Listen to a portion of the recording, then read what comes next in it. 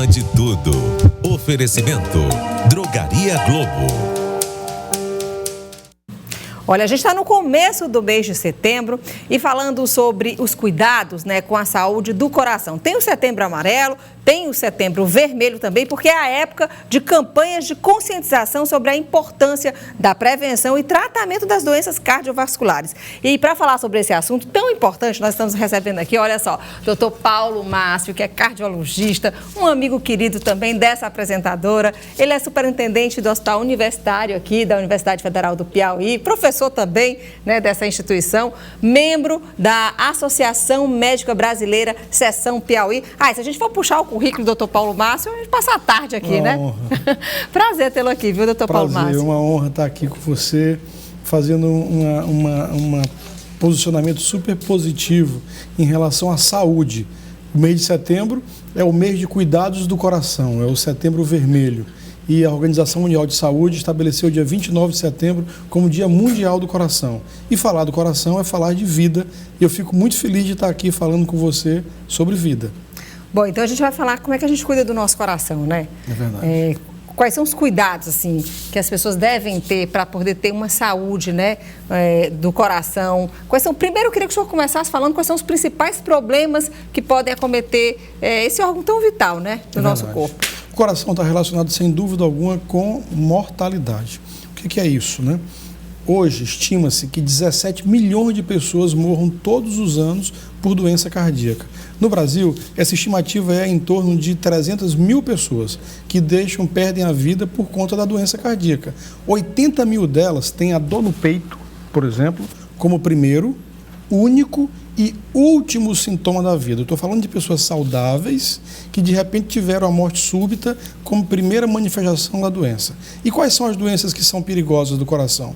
Pressão alta, insuficiência cardíaca, infarto e derrame cerebral. Cuidar, prevenir estas doenças é a chave, sem dúvida alguma, para se viver mais e se viver melhor. Doutor Paulo, a gente tem uma cartela, a gente adora trabalhar com algumas cartelas aqui para deixar assim, a nossa conversa bem didática, né? Claro. E aí a nossa produção preparou aí a cartela sobre os sintomas de um ataque cardíaco, por exemplo. A pessoa tem um problema no coração. Vamos lá, coloca aí as cartelas, olha. O senhor quer ir comentando? Perfeito. A dor no peito é, sem dúvida, o primeiro sintoma mais importante da doença cardíaca. Mas não é uma dor no peito qualquer, é um arroxo, que a pessoa bota a mão no peito e é um arroxo que pode se distribuir para os braços, subir para o pescoço. Tem pessoas que infartam, inclusive, tendo uma queimação. Agora, náuseas, vômitos são sintomas muito comuns de infarto, de pessoas que têm um infarto da parede de baixo do coração. Não é infrequente a pessoa com sintoma cardíaco ir parar no gastro ou no cirurgião do aparelho digestivo diante dos sintomas de infarto, no caso revelado só por náusea. Outro sintoma muito comum é tontura e desmaio. Especialmente num período como esse do ano, a gente se depara de maneira muito frequente com pessoas que se manifestam com doença cardíaca por uma lipotímia, aquela tontura que vê estrelinha. Isso pode, por trás, revelar uma doença cardíaca. Outro sintoma muito comum é suor frio. Doutor, eu estou andando, aí vem aquele suor frio, eu fico parecendo um cuscuz. Esse sintoma parece e lembra, sim, doença cardíaca, e existem várias doenças cardíacas que se revelam, que se traduzem por esse tipo de sintoma. Por fim, é a mistura desses sintomas agora com a falta de ar. Olha, doutor, quando eu faço uma caminhada, eu vou pentear meu cabelo, vou namorar, eu tenho um cansaço que falta o fôlego. Isto pode traduzir insuficiência cardíaca e pode ser o sintoma muito frequente de doenças cardíacas. Se tem essa náusea, essa tontura, é justamente porque o coração não está bombeando o sangue e aí isso te dá esses sintomas, é isso, doutor? Perfeito, é isso mesmo. Ou ele não está bombeando o sangue de maneira correta porque uma veia está entupida, ou porque o coração dilatou, ele cresceu de tamanho, ou por conta de uma crise de pressão alta ou pressão baixa. Nesse calor que nós estamos vivendo, o mundo está pegando fogo, e o Piauí também.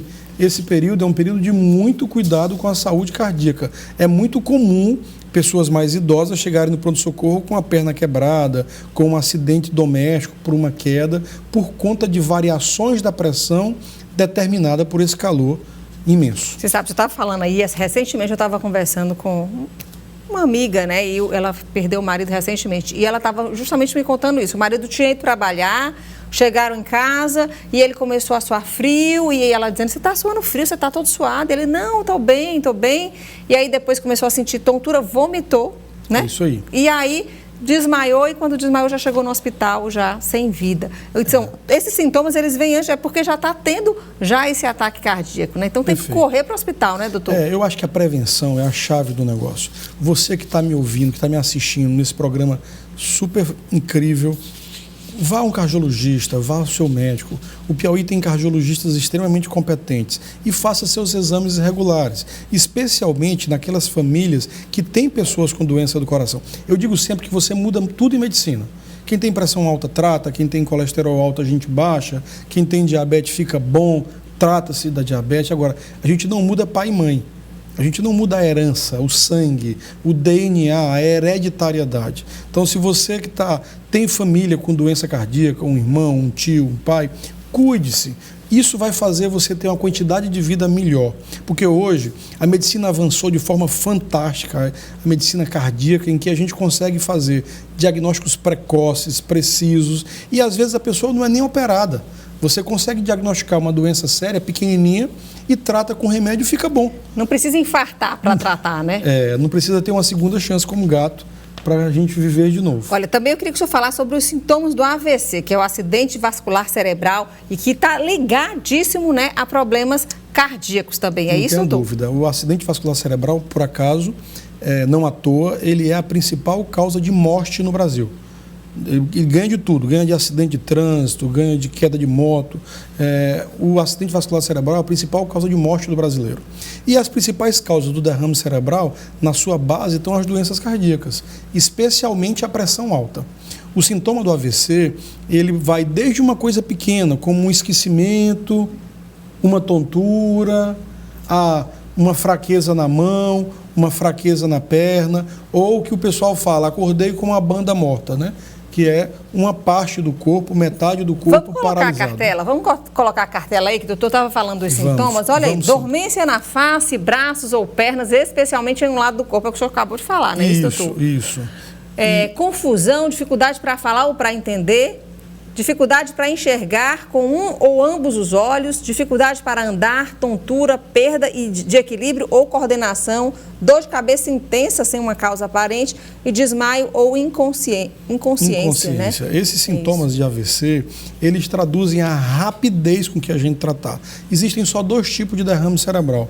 O derrame cerebral isquêmico, que é quando uma veia do cérebro entope, na linguagem popular é isso, ou o AVC hemorrágico, quando uma veia explode na cabeça, rompe. Ela entope e rompe, não é isso? Ela pode só romper por um aneurisma que rompeu, que é uma dilatação do vaso, ou mesmo um aumento de pressão súbito e ela rompeu sem ter entupimento. O hemorrágico é sempre mais trágico e é geralmente em pessoas que não tinham nada, inclusive jovens. Aqui no Brasil a gente lembra a deputada Trindade, uma deputada federal da República do Brasil, piauiense, e que teve um desmaio, sequela de um derrame cerebral hemorrágico. Eu estava no dia, inclusive, quando ela estava discursando lá no centro de artesanato, e ela desmaiou, e de repente ela desmaiou e depois a gente só soube da notícia. E o Piauí ficou órfão de uma grande parlamentar. Nesse sentido, eu quero dizer a cada um de vocês que o que nós estamos falando aqui não é uma sentença de morte, nem uma sentença de doença ruim. Pelo contrário, em você que está me assistindo tem a chave de ficar bom. Como? Fazendo o quê, doutor? Fazendo uma alimentação saudável. A saúde da gente está na boca e nos pés, no que a gente come e no que a gente faz de atividade física. Evitar hábitos ruins, como o excesso de carboidrato, o excesso de sal, tabagismo, a bebida alcoólica e hábitos que fazem você viver melhor, sem dúvida alguma, atividade física. O estresse, que hoje é um dos grandes vilões da vida moderna, acredita-se que o estresse aumenta em 200% o risco de um ataque cardíaco, também é a doença do mundo moderno.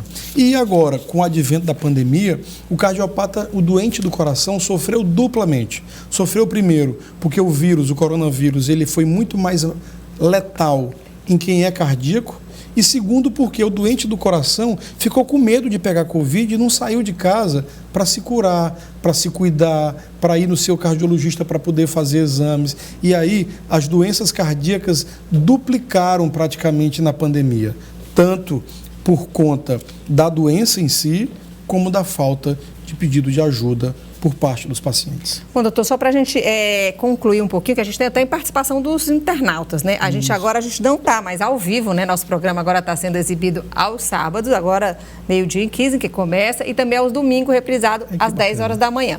Então a gente tem essa interatividade grande assim com os nossos telespectadores. E agora a gente vai fazer o seguinte, vocês mandam, a gente sempre vai lançar uma caixinha de perguntas para vocês no nosso Instagram, @Vida Saudável na CV, que é o nosso Instagram, tá bom? Coloca aí, ó, já aí, ó, QR Code, você vai direto lá para o nosso Instagram e aí a gente vai abrir a caixinha de perguntas. Aí a gente vai dizer o tema, né, da nossa entrevista, qual vai ser o tema da semana, e você manda a sua pergunta para a gente e a gente já tem pergunta dos internautas, mas antes de fazer essa pergunta, eu queria que o senhor relacionasse para ficar bem didático, porque o que a gente quer aqui? A gente quer falar de assunto sério, mas a gente quer que as pessoas entendam de uma forma, eu sei que é algo técnico, é científico, mas de uma forma bem didática, doutor Paulo. Claro. E aí o que a gente faz? O senhor falou que AVC está relacionado a doenças do coração por conta da pressão alta.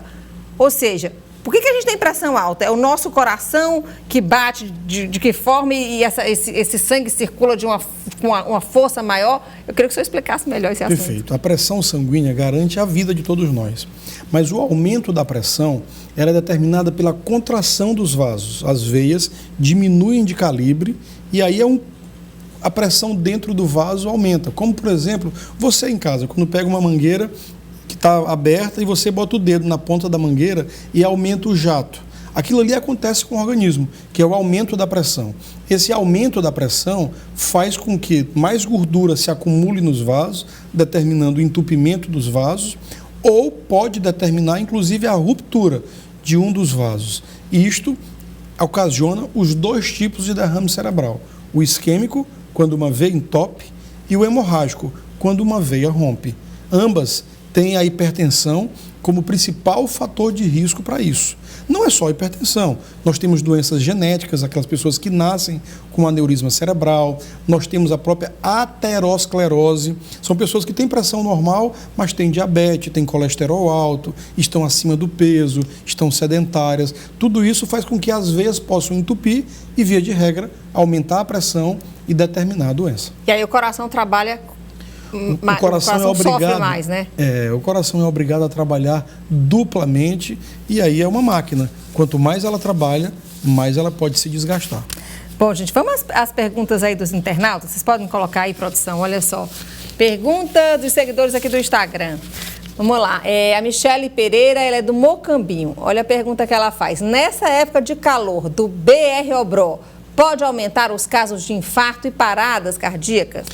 Pode. A principal época do ano nos países desenvolvidos que determina infarto é o frio, porque no frio você tem contração dos vasos e aí determina aumento da pressão e infarto. Mas nessa época do ano aqui no Piauí, com o calor, você tem desidratação, que pode precipitar muito em pacientes idosos os quadros de infarto e, sobretudo, variações da pressão, especialmente queda também da pressão. Aquele paciente que tem uma veia entupida ali 80%, 90% e que está sendo mantido a alimentação do órgão por conta de uma pressão normal, de repente, quando essa pressão cai, você tem um sofrimento do coração, um sofrimento por diminuição do aporte de sangue e de alimentação para o coração. E aí pode precipitar o infarto, e o infarto é a principal causa de parada cardíaca e morte súbita no mundo. Ok, então, vamos para outra pergunta dos nossos seguidores. Olha aí, Noélia Leal, ela é do bairro Vale do Gavião. Corrida pode provocar arritmia? Corrida faz bem para o coração quando ela é bem supervisionada, bem acompanhada, tem as suas restrições, em alguns casos, por conta das articulações e as doenças osteomusculares, mas sem dúvida alguma, o aumento da descarga adrenética, que é a liberação de adrenalina por conta da atividade física que é a corrida, pode precipitar arritmia, sim senhor, você tem razão. Então alguns pacientes procuram os cardiologistas dizendo o seguinte, olha, eu não fiz avaliação nenhuma, mas minha vizinha está fazendo uma corrida e ela emagreceu, E eu resolvi também fazer uma corrida porque eu quero emagrecer.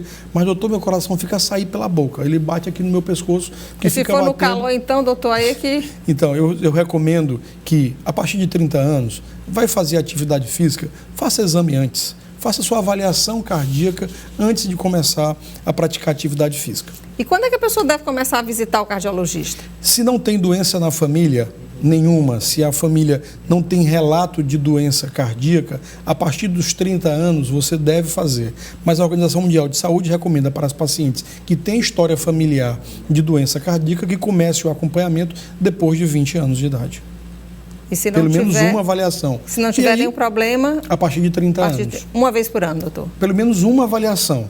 E essa avaliação, o paciente está super bem, está com os exames tudo normais, tem uma vida saudável, você pode programar o retorno para esse paciente para 2, 3 anos. Naturalmente, depois de 40 anos, visitas anuais, a depender da presença ou não de alguma doença. Se a pessoa tem pressão alta, se tem colesterol, se tem diabetes, aí a gente faz a programação, às vezes até 2 vezes o ano, a depender do caso. O certo é que a gente não pode lutar contra as evidências. E as evidências dizem o seguinte: quem faz acompanhamento regular vive mais do que quem não faz.